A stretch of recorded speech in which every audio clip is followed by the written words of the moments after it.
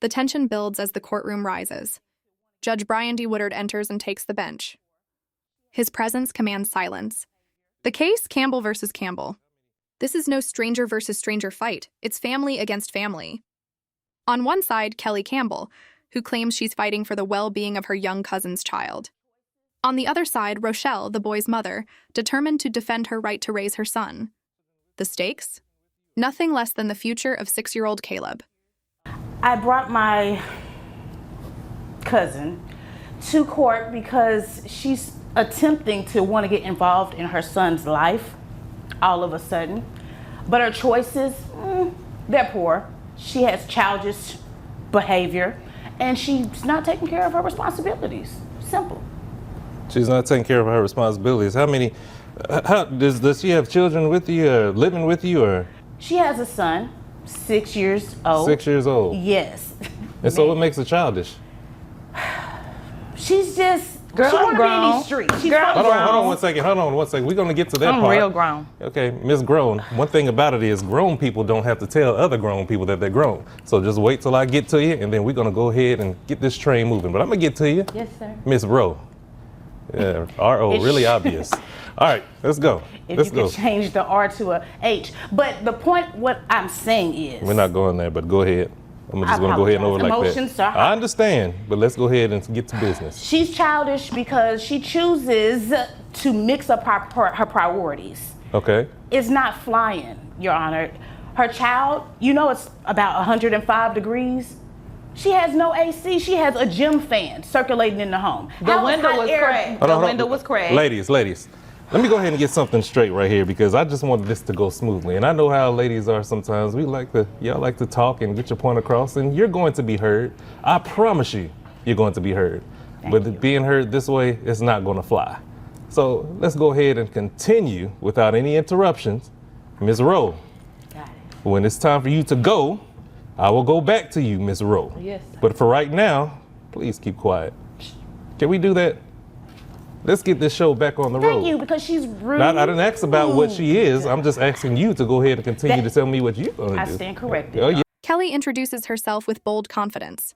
She calls herself the best project manager the city has to offer. But today, she's not here to talk about projects or management. She's here to claim custody. She paints Rochelle as irresponsible, immature, and unfit. According to Kelly, the boy has been neglected for too long and someone needs to step up. The judge listens intently, already sensing this battle will be both emotional and explosive. Yes, ma'am. Let's go. I apologize. As I mentioned, her 6-year-old is in very poor conditions. Circulating hot air with hot air is not going to fly. As I mentioned, the temperatures are high. She leaves a bowl of noodles, chicken flavor, for her son, Capri Suns that aren't refrigerated. The child is so behind educationally. All he know how to do is whoa. It's just a lot going on. I don't like it, and I am going to be the provider for her child. And that's it, point blank. Okay. And Ms. Campbell, what are you actually asking for before I go further into this? Honestly, I want the full custody of her child, Caleb. Okay. And I would like her to pay me since she wants other men to pay her. But that's what I'm asking. Okay. Yes. Is there anything else you would like to tell me before I move on? Kelly dives into details. She says Rochelle's home is unsafe. No air conditioning in sweltering 105-degree weather, only a weak fan circulating hot air. She claims the boy is fed with instant noodles and warm Capri Sun juice boxes. She insists he's behind in school, struggling even with basics. To Kelly, this isn't just bad parenting. It's neglect. She declares herself the true provider. To Ms. I Rowe. want you to see that she's truly childish, lax. I didn't ask for insults. I said, is there anything that you want to tell me? I didn't know that was an insult. It's really factual. No, that's it. Okay. Yeah. All right. Well, see, this is going to be a challenge. Whew, don't you know? Miss Rowe, let's go. Continue this show. Thank you, Judge. Okay, so they keep saying I'm crazy, right? They took my baby from me and gave it to her because I had a little date. I spent the block. I left him at the house by You spent the himself. what? The block. we went to Perry's. Me and this, he was tall, dark, and handsome. But I was gonna bring him a pork chop special back. So I went on this little date, left him at the house by himself. I gave him some noodles, a Capri Sun, and they call themselves saying, oh, you can't leave the baby at the house by himself. I'm like, look, he was good. It was just for like 2 hours. I was gonna be right back, and I was gonna bring him back. Wait a minute, how long? Like 2 hours. When the judge presses Kelly on what she truly wants, her answer is clear. Full custody of Caleb, and not only that, she demands child support. She believes Rochelle should contribute financially, just as any responsible parent would. The judge cuts in, reminding her to stay focused on facts, not insults. Still, the message lands. The court has heard Kelly's case, but now the spotlight shifts to Rochelle. We had reservations, so we're gonna get right in. So you made reservations and you left your child with her for just 2 hours. Was it just for that night? It was not 2 hours, Your Honor. It was 6 hours plus 2 bonus hours because she wanted to have a rendezvous. All right, hold on one second. Okay, continue this. Yeah, this is initial. I really want to hear this one. She think because she got a pool. Well, I ain't worried about that. Let's get to the facts. Okay, sorry. So I spent the block, ran to the Perry's with the fella. You know what I'm saying? He was fine. Okay. So look, I'm trying to get him a stepdad. I was gonna bring him back a pork chop special. Have you had one of them Perry's pork chops? You trying to get a stepdaddy? Like Listen, you're trying to go and get a stepdaddy for the baby. For a pork chop with a pork chop. Is that how? I was gonna bring him the pork chop bag. And so you expect him to be stepdaddy because you brought him bringing a pork chop because you were bringing. I want him to be my stepdaddy. So maybe if I give him a pork chop, he gonna be my. I'll bring the baby back a pork chop. Oh, the baby. Rochelle begins her defense, but it quickly shocks the courtroom. She admits leaving her son at home alone with only noodles and a Capri Sun while she went on a date. Her explanation? It was only for 2 hours, and she planned to bring him a pork chop dinner afterward. Murmurs ripple across the courtroom. The judge raises his eyebrows. This isn't the kind of justification he expected to hear from a mother fighting for custody. You bring the baby a pork chop, not the man a pork chop. No, the man was gonna buy the baby a pork chop. Okay. So I'm taking care of him. Hold on one second. Hold on one second, man. So me and the man went out to dinner. I get back, they all, you're not supposed to leave your baby here, this and this and this. I'm like, he's 6 years old. He got some noodles. He got a couple of Capri Sun. I cracked the window, the fan was on, so he was good. They say I'm unfit. You know, I fight a couple people, bust a few windows, plant some tires, and they think that I can't. Ma'am, you cannot be serious right now. Dead. Are you really serious right now? Number one, you're talking about. First of all, let me say this. How hot is it outside right now? 105. That's the car. Hold on. I'm asking her. Because you're already at 105, because you're already talking, you heated up, and I understand. I'm sorry, I'm passionate. How hot is it outside right Well, that day, it was, because we went at night. I didn't ask whether you went at night or... Rochelle tries to frame her actions differently. She insists she was building for the future, trying to find a stepfather to provide stability. She says it wasn't neglect, it was a short absence, and her son was fine. But to the judge, her words reveal something else entirely. Responsibility replaced with excuses. The courtroom grows uneasy. It feels less like a mother defending her child, and more like someone defending her choices. Because it's still hot at night as well, too. I mean, about 80, 90, it cooled down. But he had a fan. And you got a fan. You gave the child a fan in the car. I cracked the window. You cracked it. So what is this child, a dog? No. Caleb, he's a human. But it's hot outside and you're going to give the child a fan. And then what else? And a Capri Sun. And a Capri Sun. 2. Now let me ask you something. Would you want a hot car or a hot environment and somebody to give you a Capri Sun? No, I was at Perry's. You know what? Sometimes you just don't have the words to say. And I guess this is one of those times where, Lord have mercy, I do not have the words to say. Now this lady right here, Miss... What'd you say your first name was? Kelly again? with a capital K. Miss Kelly with the capital K. The best project Okay, manager. I didn't ask if you was the best or the worst because you have no proof to tell me if you did right or wrong. It comes to those project managers or whatever else you say. You don't have to build the words up to me. Kelly. Okay, but Judge Woodard leans forward, his tone sharp.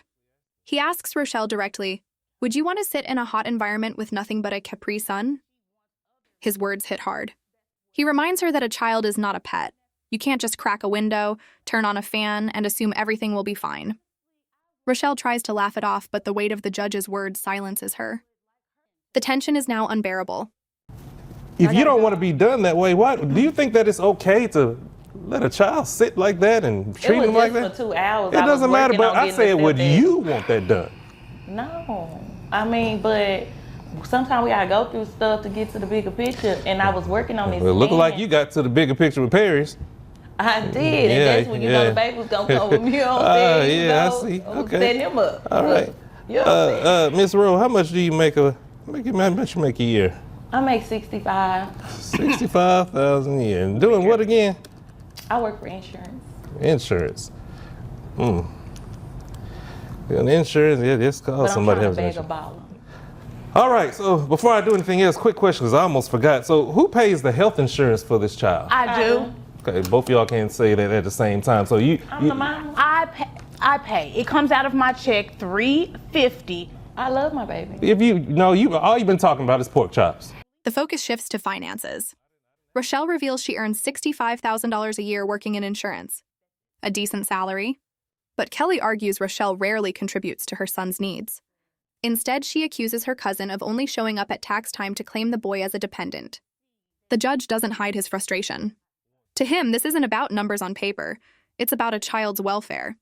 And so far, Rochelle has offered little proof she's been truly present. Your Honor, I can tell you probably been eating a lot of pork chops. Yes, but can you do what? She says she loves her baby. Yeah. The only time she comes around is December the 31st to get his social so she can file him on the taxes. She's trying to get a come up. A come up. She lies, Judge. She puts 8 dependents. She got 1 kid.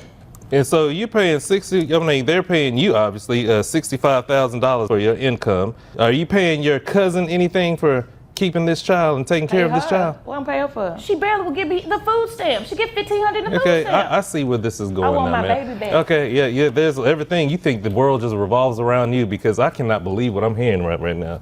So this is what we're going to do. And it's obviously that, you are going to be paying something. I mean, you make $65,000 a year. Barely. Okay, so how long have you had the child? What's his name? Caleb. Caleb, correct. Caleb has been with us about 1.5 years. A year and a half? Yes, because... Kelly explains further. For over 1.5 years, Caleb has lived with her, without a single payment of support from Rochelle. She claims Rochelle doesn't buy clothes, food, or cover medical needs. Rochelle interrupts with excuses, but the judge quickly restores order. The courtroom quiets again as it becomes clear. Kelly has been the one stepping into the role of parent, while Rochelle has been absent. Thank God they did a welfare check. And you haven't received anything for a year and a half? Absolutely not, but sorry, excuses. Hold on. It's not here to insult. I'm just asking questions. 1.5 years, you haven't received anything. Barely. Okay, obviously this child is going to need to be taken care of because, everything in life just ain't free. You just can't drop your child off and let somebody else take care of it. I didn't drop him off. She's taking care of your child. I want him back. She's taking care of. Okay, so how come you just now coming to court and saying that you just want him back? What happened to the past year? I've been saying I want him back. She keep dragging me through the mud. Dragging you through. Oh, I'm unfit. I'm very fit. I go to Ma'am, the I'm just going to say this. When you're talking about caviar and stuff like that, obviously you have other reasons. So this is what we're going to do. So fit. Are you?